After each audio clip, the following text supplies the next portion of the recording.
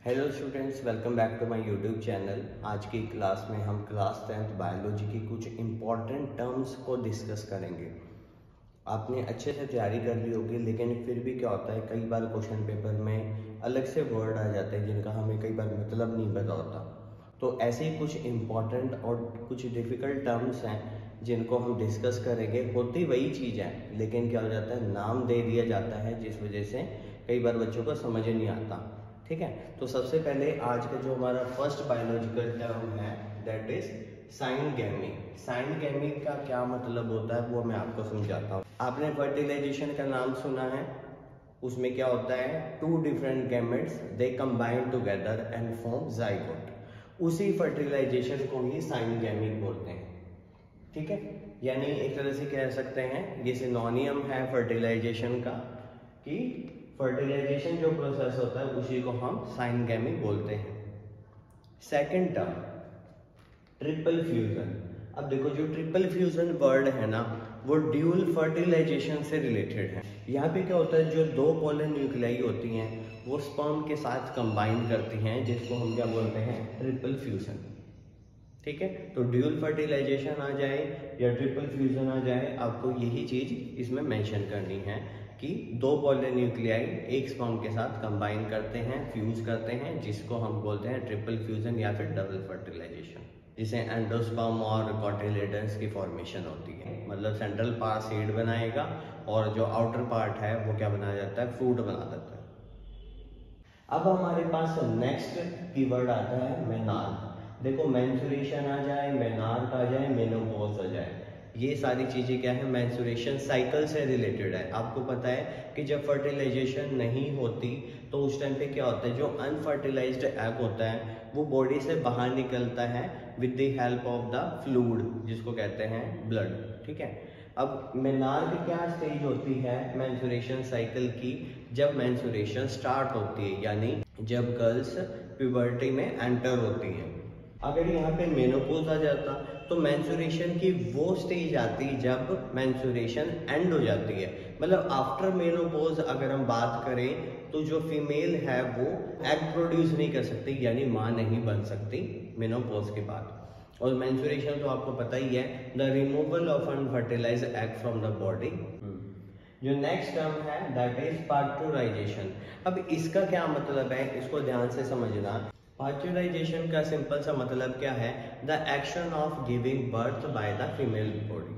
ठीक है, मतलब जो फीमेल होती है वो किस एक्शन से या किस तरीके से बेबी को बोर्न करती हैं, या फिर किस तरीके से जो बच्चा है वो फीमेल बॉडी से बाहर आता है, उसी प्रोसेस को हम क्या बोलते हैं, या उसी एक्शन को क्या बोलते हैं, पार्चुराइजेशन। ठीक है, अब नेक्स्ट टर्म आती है हमारे पास होमोगैमेट। ठीक है, अब देखो, हमें ये पता है कि क्रोमोसोम्स होते हैं 46 क्रोमोसोम्स, यानी 23 पेयर्स ऑफ क्रोमोसोम्स होते हैं।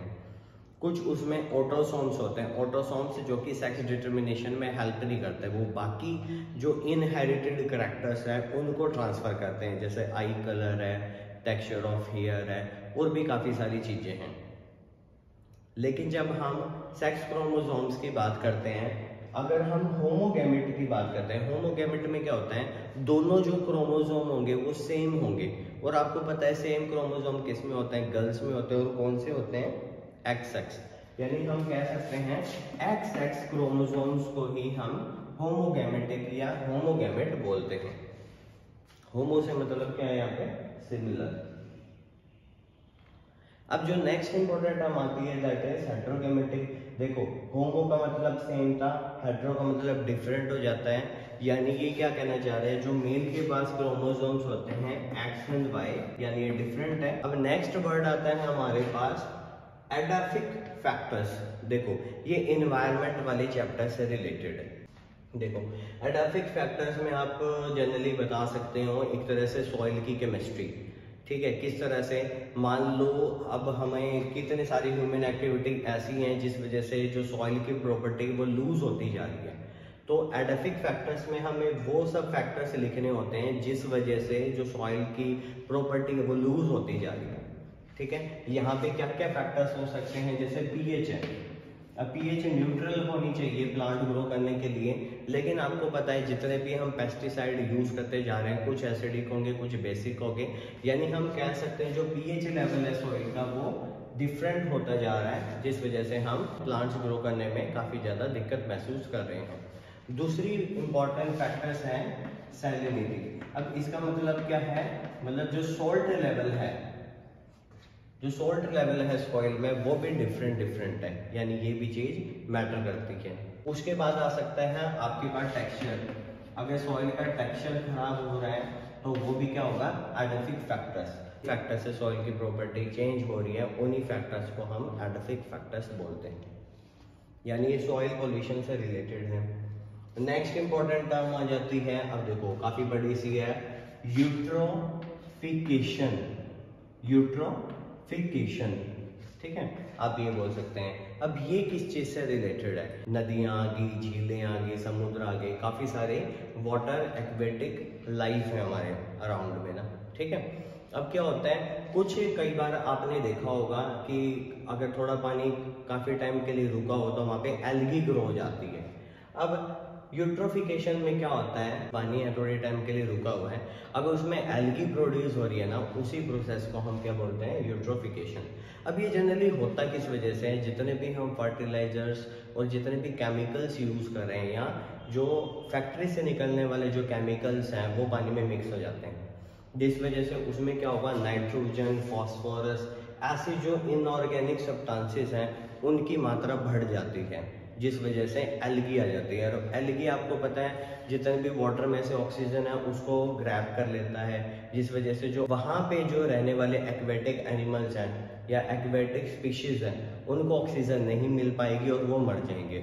यानी एल्गी ग्रो होना एक तरह से क्या है, एक्वेटिक ऑर्गेनिजम्स के लिए खतरा है। और वो किस वजह से हो रहे हैं, जितने भी हम केमिकल्स यूज कर रहे हैं वो पानी में मिक्सअप होके जब वो थोड़े टाइम के लिए ठहरते हैं तो जिस वजह से वो एल्गी को ग्रो करने में हेल्प करते हैं। इंसिनरेशन का सिंपल सा मतलब क्या है, जितने भी वेस्ट यानी कि जो नॉन बायोडिग्रेडेबल सब्सटेंसेस हैं उनको खत्म करने का एक तरीका है, और वो किस तरह से किया जाता है, by burning at high temperature. कुछ जगह पे आपने देखा होगा कि आजकल ऐसी चीज हो रही है, बहुत हाई टेम्परेचर पे सब्सटेंस को बर्न कर दिया जाता है। अब इस टाइम पे होगा क्या, जो उसकी राख होगी वो तो हम क्या कर देंगे, मिट्टी में डाल देंगे। अब इससे जो हीट प्रोड्यूस होगी, इससे हम इलेक्ट्रिसिटी प्रोड्यूस कर सकते हैं। वो कैसे, इससे स्टीम बनाएंगे और स्टीम से टरबाइन घुमाएंगे और उसे इलेक्ट्रिसिटी प्रोड्यूस कर देंगे। ये मेथड यूज क्यों किया गया, अब देखो जितने भी नॉन बायोडिग्रेडेबल सब्सटेंसेस हैं उनकी क्या हो जाती है, क्वांटिटी बहुत ज़्यादा हो जाती है। इतना सारा वेस्ट हम रखें का, रखने के लिए जगह भी नहीं है। तो अल्टरनेटिव देखो, नॉन बायोडिग्रेडेबल सब्सटेंसेस उनको हाई टेम्परेचर पे बर्न करने लगे। देखो अल्टीमेटली ये पोल्यूशन तो करता है, नो डाउट, ये अच्छा मेथड नहीं है, लेकिन वेस्ट को डिस्पोजल करने के लिए हमारे पास जगह नहीं है, जिस वजह से ये तरीका अपनाया जा रहा है। अगर आपसे पूछा जाए कि क्या ये तरीका सही है, ये बिल्कुल भी सही तरीका नहीं है, क्योंकि हम इसमें जला रहे हैं, एयर पोल्यूशन बहुत बड़े लेवल पे होता है, ठीक है।